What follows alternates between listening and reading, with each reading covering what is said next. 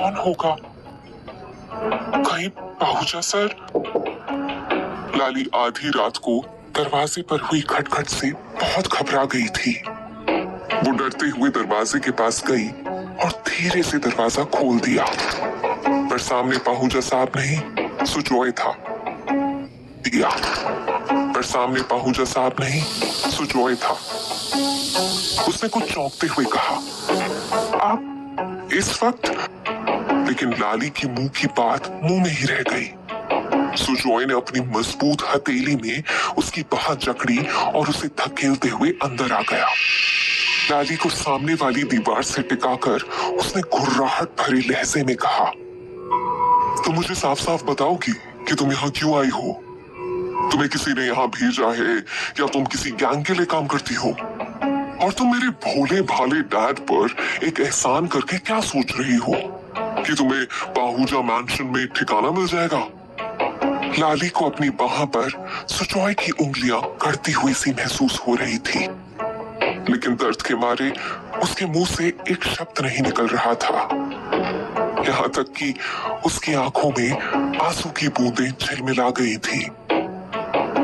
जैसे ही सुजॉय की नजर उसकी बड़ी बड़ी भीगी हुई सी आंखों पर पड़ी, उसे एकदम से ख्याल आया कि वो क्या कर रहा है।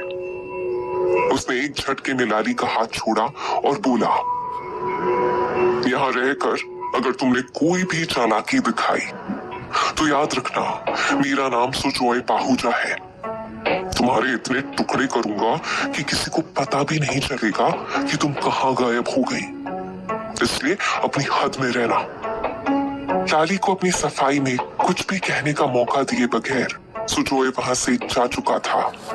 उसके बाहर निकलते ही लाली ने सबसे पहले दरवाजा बंद किया और फिर दरवाजे से सिटकर ही नीचे बैठ गई। रोते रोते उसे वही नींद आ गई। सुबह सुबह दरवाजे पर फिर हुई खटखट से लाली एक झटके से डर कर उठ गई। तभी पाहुजा साहब ने फिर दरवाजा खटखटाते हुए कहा, लाली उठ गई क्या? लाली ने जल्दी से उठकर अपना हुलिया ठीक किया और दरवाजा खोल दिया। रात में अच्छी नींद आई या नहीं? पूछते हुए पाहुजा साहब ने दरवाजे पर खड़ी नौकरानी से नाश्ते की ट्रे अंदर लाने के लिए इशारा किया। ट्रे में अभी भी एक से एक नाश्ते के साथ चाय का बड़ा सा कप भी मौजूद था। नौकरानी के जाते ही पाहुजा साहब ने उससे कहा, नाश्ते से पहले तुम कपड़े बदल लो। चलो मैं तुम्हारे लिए कुछ कपड़े दिखाता हूँ। कहकर वो उसे साथ लिए एक दूसरे कमरे की तरफ बढ़ गए थे। वो कमरा भी बेहद खूबसूरत था। वहां एक अलमारी के सामने जाकर उन्होंने उसके पट खोले और लाली से कहा, इनमें से जो भी पसंद हो ले लो। उनके कहने पर लाली ने झांका तो वहां एक से एक खूबसूरत कपड़े टंगे थे। ये लतिका जी के कपड़े तो कहीं से नहीं लग रहे। लाली के मन में पहला ख्याल यही आया, लेकिन वो पाहुजा साहब से कुछ पूछती इससे पहले ही उन्होंने कहा, तुम जब तक अपने लिए कपड़े पसंद करो, मैं जरा नीचे से आता हूँ। कहकर वो वहां से चले गए। लाली ने कुछ देर खुले दरवाजे की तरफ देखा जहां से वो गए थे। उसके बाद फिर वो उन कपड़ों को देखने लगी। अभी कुछ ही पल बीते होंगे कि वहां से लतिका जी और सुजॉय गुजर रहे थे। उस कमरे का दरवाजा खुला देखकर दोनों की ही नजरें अंदर की तरफ उठ गईं। अंदर लाली को अलमारी में झांकते देखकर सुजॉय ने वहीं से आवाज लगाई, ए लड़की, तुम यहाँ क्या कर रही हो? ये बोलते हुए वो अंदर आ गया था। उसने लाली का हाथ पकड़कर उसे एक झटके से उस अलमारी से दूर कर दिया। कहा था ना तुमसे कि ज्यादा होशियारी दिखाने की कोशिश भी मत करना, और तुम यहां तक पहुंच गई। उसका गुस्सा देखकर लाली थरथराती हुई आवाज में बोली, वो मुझे पाहुजा सर यहाँ लेकर आए थे। उन्होंने ही कहा कि मैं यहाँ से अपने लिए कुछ कपड़े ले लूं। उसे इस तरह डरते हुए देखकर लतिका जी ने बाहर से ही सुजॉय को पुकारा, सुजॉय, आई थिंक इस बारे में हमें तुम्हारे डैड से ही बात करनी चाहिए। चलो यहाँ से। मॉम की बात सुनकर सुजॉय ने उस पर एक आग उगलती नजर डाली और कमरे से बाहर निकल गया। दोनों नीचे हॉल में बैठे पाहूजा साहब के पास पहुंचे तो सुजॉय ने झुंझुलाए हुए लहजे में कहा, डैड, क्या है ये सब? आप उस लड़की को यहाँ क्यों लेकर आए? और उस पर आपने उसे सुहाना की अलमारी से कपड़े लेने के लिए कहा। पाहूजा साहब ने दोनों पर एक एक नजर डाली और जवाब दिया, उसने मेरी जान बचाई है सुजॉय। वो लड़की अपने हालात से परेशान है, तो क्या मेरा फर्ज नहीं बनता कि मैं उसकी मदद करूं? अब लतिका जी से बर्दाश्त नहीं हुआ। उन्होंने बहुत गुस्से में कहा, पूरे बंबई में न जाने कितने लोग परेशान हैं, सबको अपने घर पर क्यों नहीं रख लेते आप? मॉडर्न सी स्लिम ट्रिम लतिका जी के चेहरे पर कड़वाहट सी छलक रही थी। सबने मेरी जान नहीं बचाई लतिका, और अगर तुम दोनों को ये लगता है कि ये कोई मामूली सी बात है तो मुझे बहुत दुख है। पाहूजा साहब के लहजे में अफसोस भरा था। सुजॉय ये महसूस कर उन्हें मनाते हुए बोला, डैड, उसने आपकी जान बचाई, ये कोई मामूली बात नहीं है, मानता हूं मैं, लेकिन हम उसके बारे में कुछ भी नहीं जानते और बंबई में ऐसे किसी अनजान को अपने घर में रखना सेफ नहीं है। उसके साथ उसका पूरा गैंग हो सकता है। आदमी की परख है मुझे सुजॉय।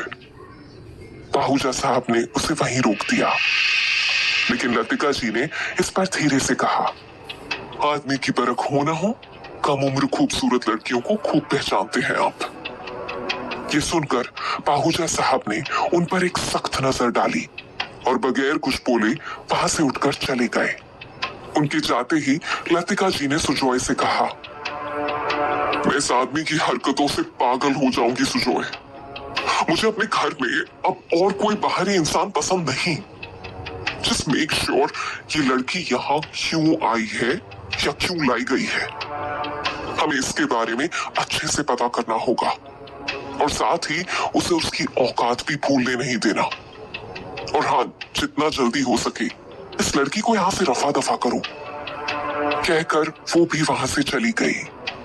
सुजॉय वहीं खड़ा लाली के बारे में सोचने लगा था। आज शाम पाहूजा हाउस में पार्टी थी और वो पार्टी कितनी जरूरी थी ये सुजॉय अच्छी तरह से जानता था। ऐसे में टेंशन की वजह से उसकी मॉम की तबीयत खराब हो जाए ये वो कतई अफोर्ड नहीं कर सकता था। वो भले ही इस घर में रह रही हो, मगर मुझे उसकी हद उसे समझानी ही होगी। मॉम की खातिर, फैमिली के खातिर मुझे इसका कुछ तो करना ही पड़ेगा। लंच के बाद मिलता हूँ इससे, खुद से कहकर सुजॉय भी किसी काम से बाहर निकल गया। उधर लाली अलमारी से अपने लिए दो सबसे सादे से कपड़े निकालकर वापस कमरे में चली आई थी।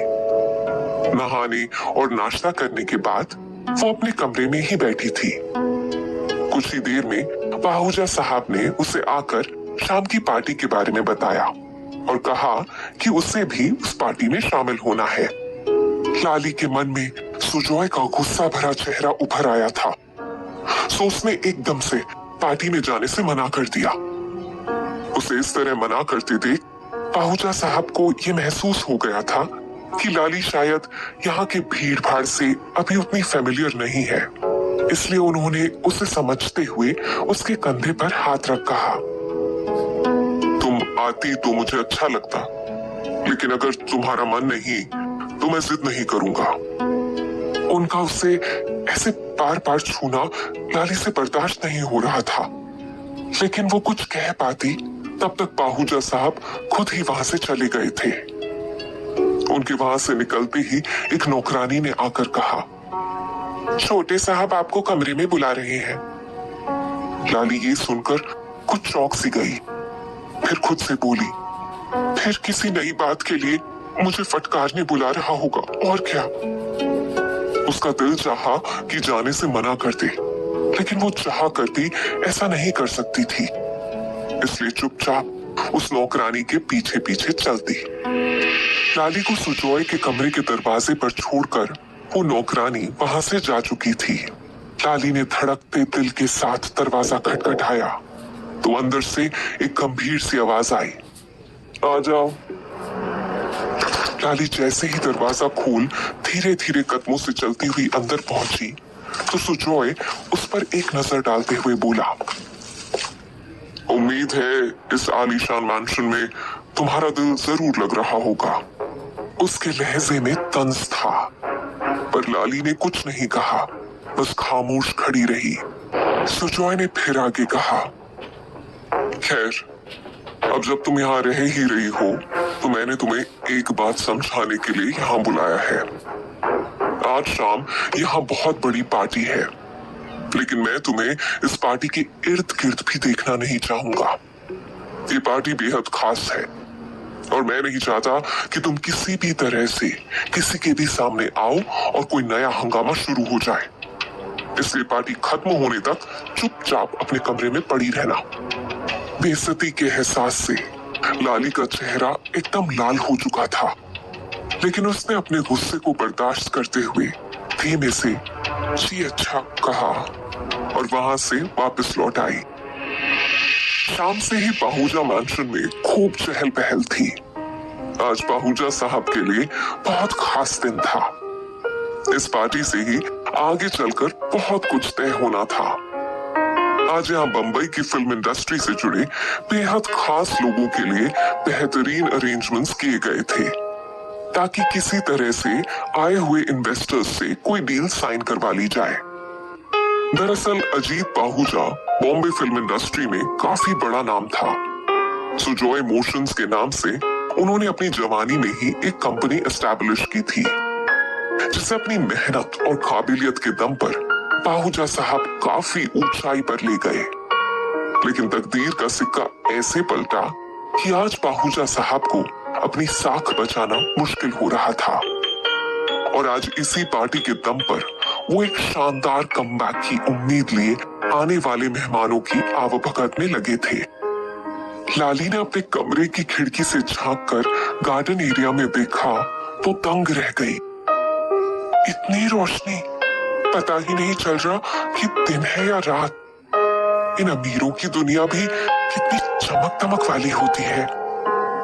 सोचते हुए लाली को अपना गला सूखता हुआ महसूस हुआ। उसने पानी पीने के लिए जैसे ही बोतल की तरफ देखा तो पाया बोतल खाली थी। कुछ देर तो उसने बर्दाश्त किया, लेकिन प्यास से उसकी बेचैनी बढ़ती जा रही थी।